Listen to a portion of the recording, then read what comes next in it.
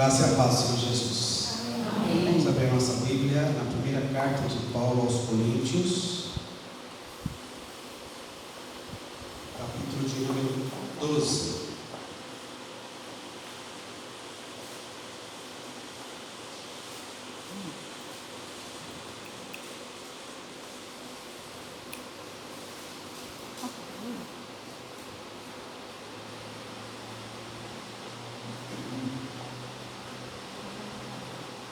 Primeira carta de Paulo aos Coríntios, capítulo de número 12. Leia até o versículo de número 27.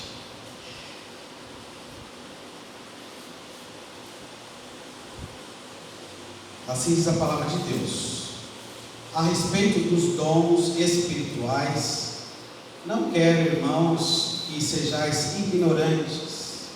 Sabeis que outrora, quando éreis gentios, deixai-vos conduzir aos ídolos mudos, segundo éreis guiados. Por isso vos faço compreender que ninguém que fala pelo Espírito de Deus afirma anátema, Jesus. Por outro lado, ninguém pode dizer Senhor Jesus, senão pelo Espírito Santo. Ora, os dons são diversos, mas o Espírito é o mesmo. Há diversidade nos serviços, mas o Senhor é o mesmo. Há diversidade nas realizações, mas o mesmo Deus é quem opera em todos.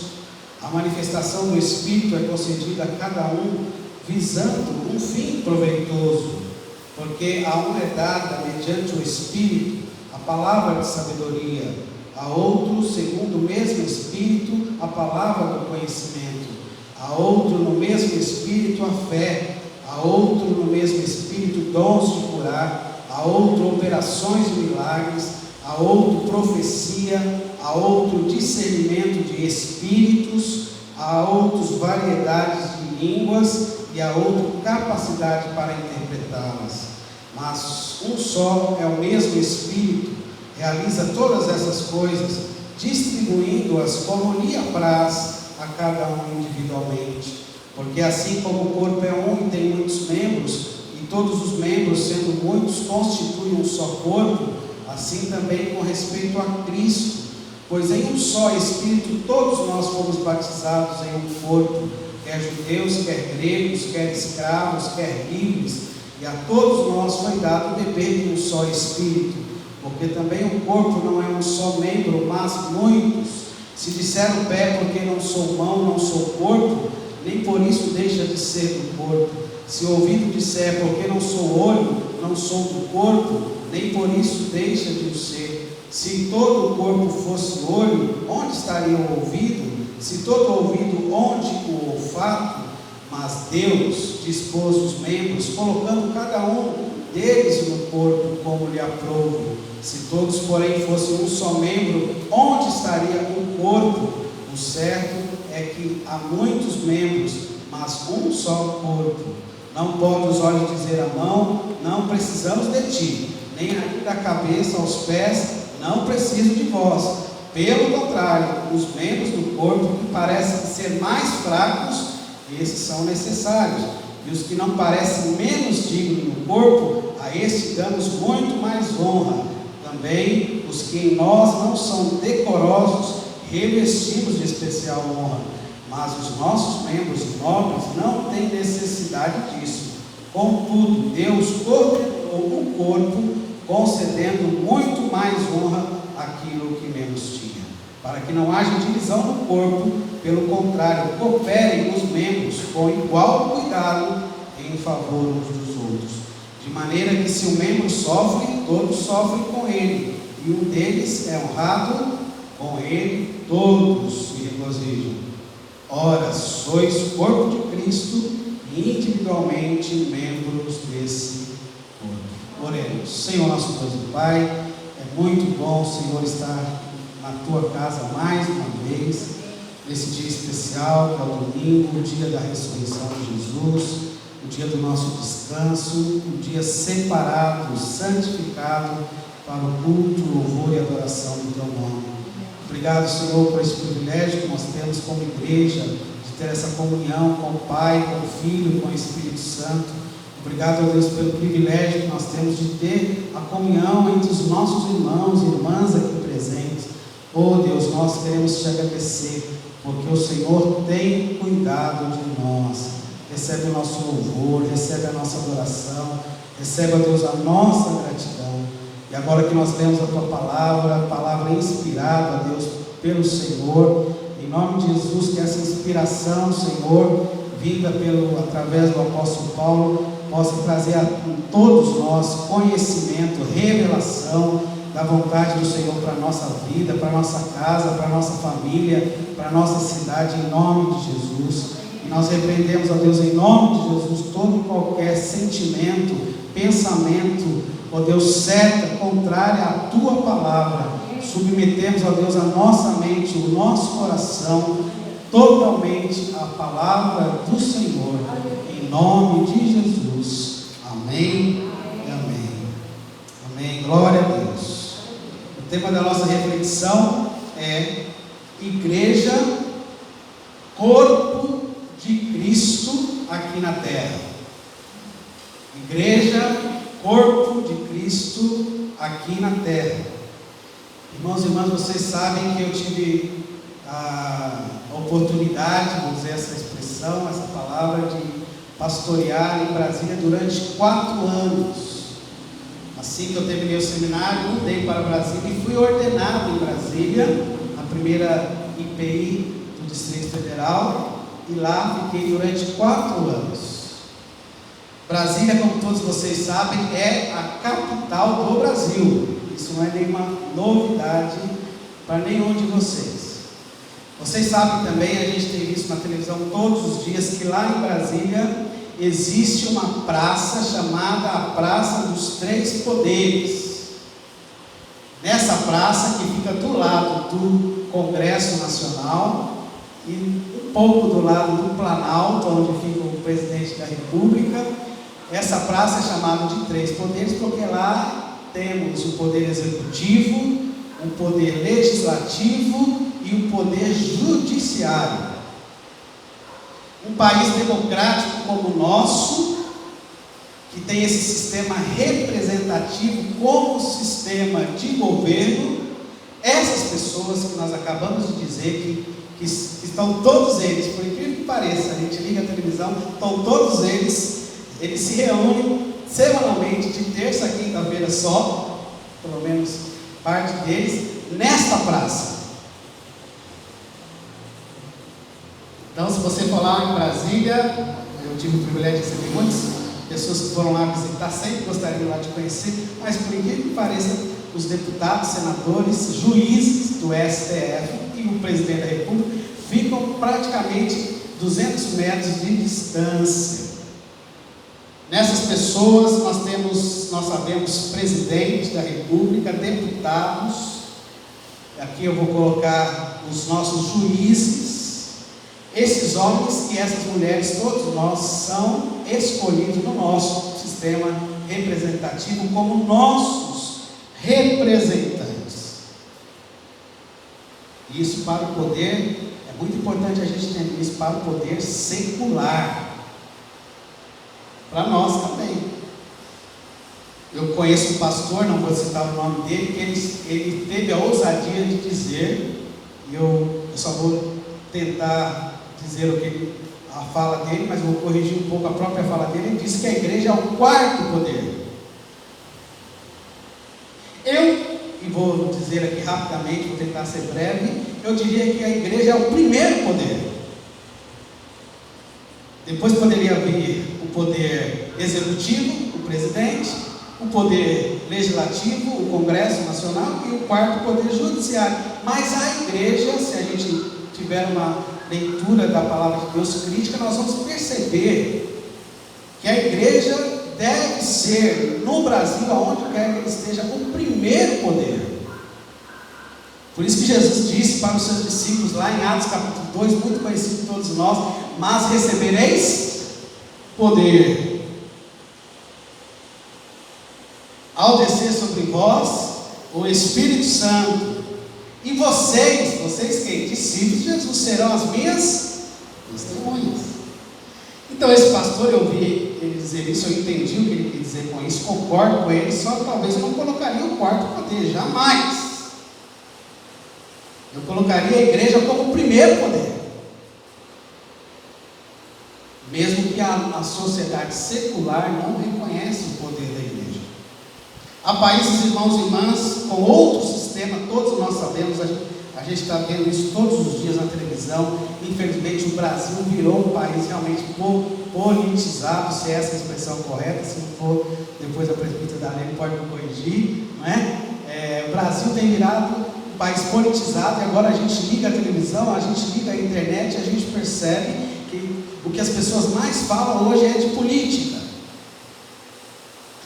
Então, você já deve ter visto uma expressão, por exemplo, há muita gente fazendo crítica ao sistema de governo que tem por trás o comunismo. Estão com medo do comunismo, mas nós somos um país democrático. É o meu entendimento, vou dizer aqui desde já para os irmãos, que é muito difícil nós sermos um dia, é a minha opinião, sermos um dia um país comunista. Eu acho que quem teve a experiência da democracia jamais vai voltar a essa experiência. Tem que matar todo mundo e tem que surgir um novo ditador para que isso aconteça. Aí sim. Mas a gente sabe que existe nesse momento que nós estamos aqui países, sistema de governos não democráticos. Países, por exemplo, que tem como seu líder maior, a sua autoridade maior, o ditador. No tempo de Jesus, esse tempo que nós lemos aí, um pouco depois já da sua morte, quando o apóstolo Paulo escreve na igreja de Coríntios, o imperador era que reinava, ele que tinha autoridade. Nessa época, o imperador de Roma, que tinha uma influência enorme no império, lá no povo de Israel. O imperador de Roma, da Europa, tinha influência lá na Ásia, no nosso povo de Israel. A gente sabe muito bem disso. Antes de Jesus, antes do nascimento de Jesus, há 2000 anos atrás, houve períodos que ainda existe até hoje, períodos em que o sistema de governo é a monarquia. O rei Davi, que foi citado pela nossa irmã presbítera Marli, por exemplo, o rei Davi, ele foi um rei, mas por incrível que pareça, nessa época do povo de Israel, eu não sei se ainda hoje, nesses países onde há monarquia, lá na Inglaterra, por exemplo, ainda é. Esses dias morreu o esposo da rainha, com 100 anos de idade. A rainha, por incrível que pareça, continua firme e forte, não é? Eu sei, irmãos e irmãs, que a Inglaterra há esse poder que é a igreja, continua um respeito muito grande pela igreja. Vejam só que recentemente casaram 2 príncipes lá na Inglaterra, e quem fez a cerimônia foram pastores. Mas na época de Jesus, 2000 anos antes de Jesus, na época do rei Davi, na época do rei Saul, de todos os reis de Israel, dentro da monarquia, o rei tinha essa autoridade secular, mas antes do rei, quem tinha autoridade para separar o rei, para ungir o rei, consagrar o rei, eram sacerdotes e os profetas. Nenhum rei acordava lá no templo de Israel e dizia: a partir de hoje eu sou rei. Não, ele era separado dos profetas, dos sacerdotes. A gente conhece algum deles, entre eles Samuel, que teve essa oportunidade de consagrar o rei Davi, um deles. Eles tinham esse poder e essa autoridade, irmãos e irmãs, para ungir os reis.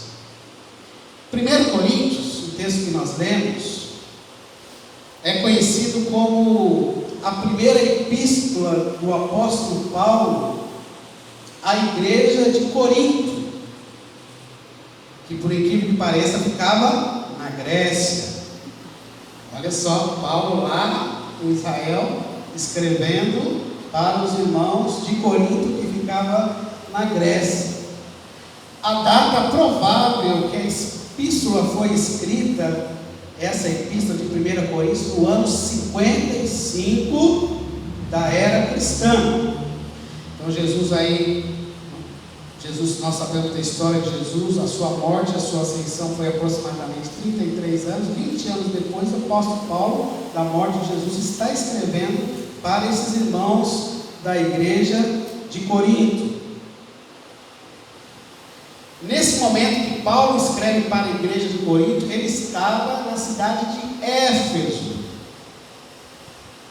Então Paulo, naquele momento, diz os estudiosos, ele ouve falar que a igreja de Corinto estava passando por algumas dificuldades. Através de um membro da igreja de Corinto, a mulher chamava-se Cloé, e por isso, por várias instruções sobre diversos assuntos, Paulo tem essa preocupação de escrever para os irmãos de Corinto a respeito de como a igreja deve ter o entendimento de quem ela é. Olha só para a gente entender um pouco o contexto de 1 Coríntios 12. Paulo lá em Éfeso fica sabendo que a igreja estava um pouco assim confusa no seu papel, naquilo que eles deveriam fazer, exercer. 1 Coríntios, todos nós conhecemos, um texto muito conhecido de todos, que todo mundo gosta. Não sei se no seu casamento foi pregado ele. 1 Coríntios 13, né? Paulo tem aquela linda mensagem, pregação falando a respeito do amor. Mas no capítulo 12, Paulo vê essa necessidade, né, de explicar para aqueles irmãos daquela igreja a importância da igreja. Explicar para aqueles irmãos a importância dos dons. Esses dons, irmãos e irmãs, que segundo o apóstolo Paulo, e a gente vai entender isso quando vai ler a sua palavra e ver os seus dons, os seus papéis que a igreja exerce, serve justamente para serem usados não só na igreja, mas também na comunidade.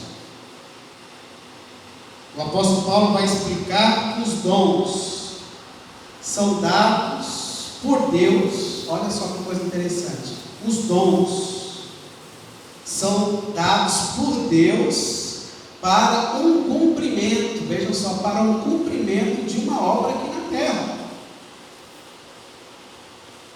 Então o dom que Deus colocou no meu coração, colocou no seu coração, depois a gente pode falar mais a respeito disso, esse dom não pode de maneira nenhuma ser enterrado. Esse dom que Deus colocou no meu coração, no seu coração, e a gente vai estudar, rapidamente a gente já leu, depois você pode ler aí na sua casa.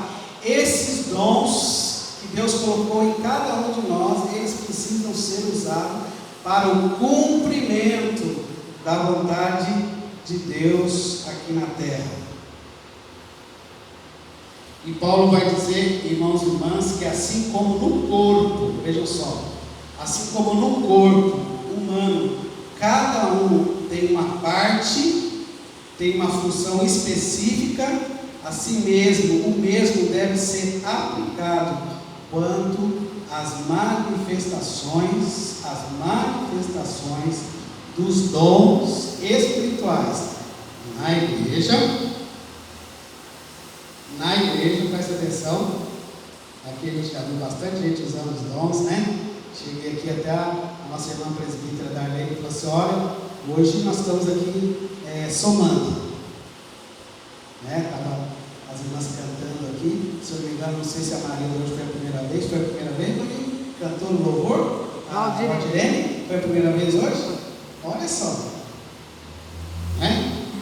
Então, a Valdirene hoje cantou a primeira vez no louvor, nós sabemos que a Maria já faz parte, a Maria também, né? A Darlene canta no louvor ou toca no louvor? Toca, né? Mas eu estou dizendo isso porque quando eu cheguei aqui, a Darlene disse isso para mim: ó, pastor, nós juntamos aqui no grupo, vamos ensaiar. Mas esse dom, segundo, se a gente olhar à luz da palavra de Deus, esses dons que Deus nos colocou no nosso coração, eles devem sim ser usados aqui. Mas à luz da palavra de Deus, esses dons, porque a igreja acompanha o raciocínio, é o primeiro poder, esses dons devem ser usados também na nossa sociedade. Precisa ser usado. Precisam ser usados. Você pode, lá no seu trabalho, você pode lá na escola, você pode ir lá na faculdade usar esses dons. Aliás, mais do que nunca, irmãos e irmãs, acompanhe esse raciocínio, a igreja como o primeiro poder, mais do que nunca, Deus espera, até o próprio apóstolo Paulo vai dizer, Deus espera a manifestação.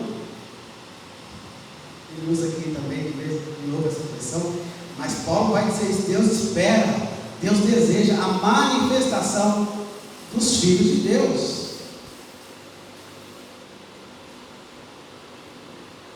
Coitados de nós, miseráveis de nós, se nós ficarmos esperando, irmãos e irmãs, apenas pelas autoridades seculares. Coitados de nós. Miserável, como diz na linguagem do apóstolo Paulo, miserável é homem que somos. Uma igreja evangelística, uma igreja missionária, ela fica atenta em tudo. Eu lembro que lá na igreja eu tive a oportunidade, lá em Londrina, na igreja de Londrina, trabalhar lá durante 4 anos, e lá você tinha uma ficha de oração, e nós íamos para as reuniões nos lares, e naquela ficha de oração, Marilda, nós não orávamos colocávamos apenas, está lá o nome da presbítera Darlene, esposo e filhas, lá é filhas. Colocávamos também, mas a gente colocava lá 4, 5, 6 nomes de pessoas, ou do nosso convívio, ou pessoas que a gente conhece de outros ambientes, do nosso trabalho, e semanalmente nós orávamos, e a gente colocava isso no coração, eles colocavam no nosso coração naquela época, porque eu era discípulo naquela época, e a gente toda semana orava pelo Antônio da padaria, pela Maria da farmácia, e orávamos durante o ano inteiro, e durante o ano nós criávamos estratégias para que essas pessoas que nós tínhamos na lista de oração, elas tivessem a oportunidade de ouvir o Evangelho.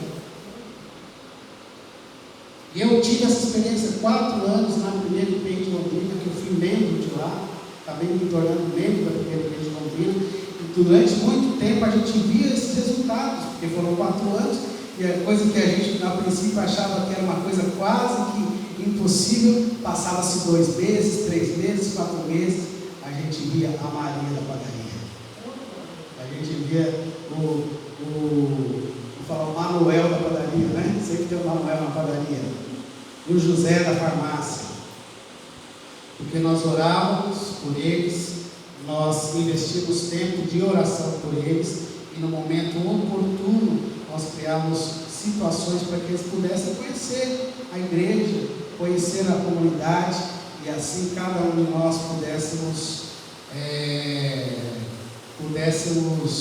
usar os nossos dons espirituais. E vou terminar já colocando aqui 3 lições que o apóstolo Paulo nos mostra nesse texto de 1 Coríntios 12, os dons que são espirituais. Há uma diferença entre dom e talento, Tem muita gente que tem talento para tocar piano. Dons, segundo a palavra de Deus, são dons espirituais, na qual Deus distribui aos seus filhos, e esses dons são usados para a salvação das pessoas que nos cercam, das pessoas que estão próximas de nós.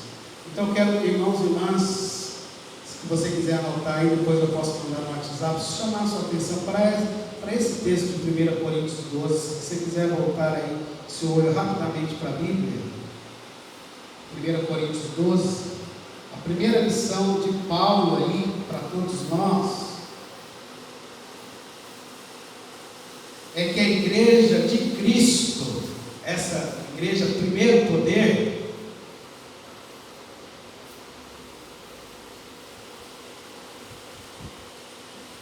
ela é uma igreja conduzida, presbítero Darlene, conduzida pelo Espírito Santo.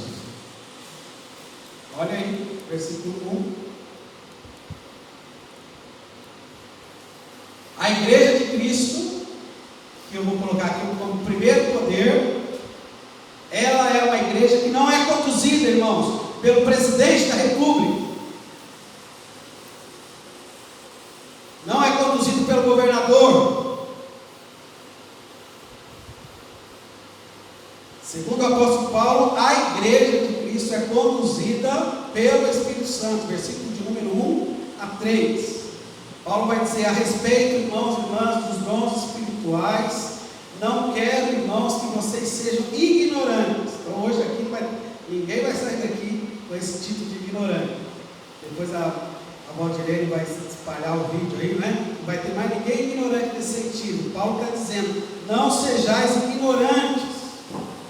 Ele vai dizer: sabeis, tenha conhecimento. Outrora, quando vocês eram gentios, vocês faziam parte do grupo secular, certo? Quando nós éramos gentios, alguém aqui já foi gentil? Só para conhecer vocês. Alguém aqui nasceu de uma experiência, por exemplo, de católicos? Alguém aqui? Se converteram depois? Alguém aqui já foi católico? Alguém aqui já foi espírita antes de ser evangélico? Levanta a mão para eu conhecer. O restante nasceu tudo no berço protestante? O restante eu digo, né? Porque os dois eu já vi. Não. Então Paulo está dizendo o seguinte, vamos voltar lá para o versículo 2. Paulo está dizendo o seguinte: sabeis, irmão, quando nós éramos gentios, quando a gente não era evangélico, né? Ele está dizendo o seguinte: nós deixávamos nos conduzir pelos ídolos mudos. Olha que coisa tremenda. Ídolos mudos. Segundo vocês, nós éramos guiados. Ele está dizendo o seguinte: no mundo secular, presbítero Enoque, as pessoas são guiadas pelos ídolos mudos. Tem boca, mas não fala. Tem ouvidos, mas não ouve. Tem olhos, mas não enxerga. Você conhece uma pessoa assim, irmãos e irmãs? Você conhece algum líder que é assim? Você vê a televisão, você liga a televisão e o homem está falando, ele fala com uma autoridade, você percebe: meu Deus, será que ele não está enxergando? Como que pode, em plena pandemia, todo mundo dentro de casa e ele na rua? Todo mundo sendo orientado a ficar em casa quietinho, guardadinho, e ele saindo, cumprimentando todo mundo. Ou ela. Ídolos mudos.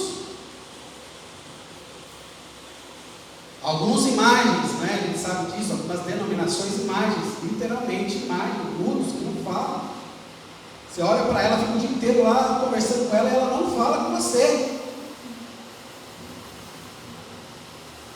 Você fica insistindo, conversa comigo, mas ela não conversa com você. Aí você fica lá mandando mensagem para o seu vereador: olha lá minha rua, olha lá, tem gente passando fome, tem gente com necessidade. E ele parece que é surdo, não ouve. Segundo o apóstolo Paulo, aquele que deixa de ser gentil, essa pessoa agora começa a ouvir, escutar, perceber, ser guiado, ser direcionado pelo Espírito Santo de Deus. Ele vai dizer assim, versículo 3: por isso faço vocês compreender que ninguém fala pelo Espírito de Deus. Essa pessoa pode dizer: maldito Jesus. Por outro lado, ele está dizendo que ninguém pode dizer Senhor Jesus, senão pelo Espírito Santo. Então, quando você vê uma situação lá, você vai usar o seu dom, você clama o nome de Jesus. Você fala para a pessoa: confessa Jesus, fala o nome de Jesus. Porque ninguém pode falar o nome de Jesus Cristo, senão pelo Espírito Santo. O homem e a mulher, a igreja de Cristo, ela não é conduzida, ela não é direcionada por ídolos mudos, não é direcionada por autoridades seculares, senão, todos nós, irmãos e irmãs, senão guiados pelo Espírito Santo de Deus. Faz parte da nossa escola dominical, da nossa missão da escola dominical. Só está começando, né? Não foi eu que escolhi, o pastor Edson ano passado escolheu, e a gente está aí entrando nesse mover juntamente com o conselho. Eles escolheram a nossa revista e estão estudando o Espírito Santo, porque o Espírito Santo é uma pessoa que deseja não só falar conosco, mas é uma pessoa que deseja usar. 1 Coríntios 12 é isso, usar a minha vida e a sua vida. A segunda lição, que está no versículo 4 ao versículo 6, o Espírito Santo, essa pessoa que é guiada hoje, não por ídolos do mundo, mas guiado pelo Espírito Santo. Ele, diz o versículo, ele distribui para quem ele quer. Para quem ele quer, ele distribui dons. 3 coisas aí, depois você pode olhar aí. Vou falar aí, você pesquisa na sua casa, que o tempo está passando. Mas eu vou obedecer o horário. Ele distribui dons. Ele distribui serviços. Então todo cristão não existe aposentadoria. Tem que trabalhar. Está escrito aí. Todo cristão é um diácono, uma diaconisa. Eu lembro que eu disse uma vez, passei pelo conselho para ir para o seminário, eles perguntaram: por que você quer ir para o seminário? Eu tive que ir lá dar minha justificativa, eu passei na prova, senão eu não estaria aqui hoje. Mas uma das coisas que eu disse para eles é a seguinte: se eu não fosse ao seminário, eu gostaria de ser diácono. Eu gostaria de ser diácono, no caso das mulheres, diaconisas. Eles olharam assim para mim. Porque todo cristão é chamado para ser diácono, diaconisa. Está dizendo aí Paulo, vamos lá, versículo número 4, versículo 6. Olha lá, versículo 4, ora, os dons são diversos, mas o Espírito é o mesmo. Há também diversidade me ajudem aí, nos serviços. Há diversidade nos serviços, mas o Senhor é o mesmo. Mas há diversidade também, terceiro ponto, nas realizações. Mas o Espírito é o